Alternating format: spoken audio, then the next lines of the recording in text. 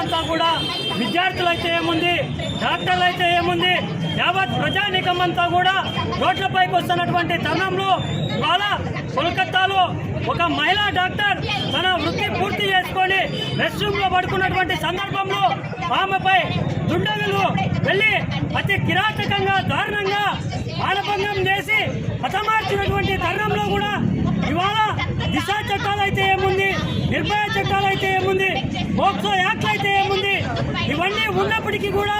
మనకి ఏమైనా నీళ్లు చెప్పులైతే బావిదవుదాం అనేటటువంటి సందర్భంలో ఈరోజు ప్రభుత్వాలు వ్యవహరిస్తున్నాయి. ఇటువంటి సంఘటనలు పూర్తిగా కూడా పునరావృతం కాకుండా మరి ఇటువంటి సంఘటనలు ఎవరైనా చేయాలంటే కూడా వాళ్ళ ఆలోచన అంతా కూడా దిగ్భ్రాంతికి గురయ్యే విధంగా, ఒళ్ళు గగనపరిచే విధంగా కొత్త నూతన చట్టాలు తీసుకొని వచ్చి ఫాస్ట్ ట్రాక్ లో ఈ జరుగుతున్నటువంటి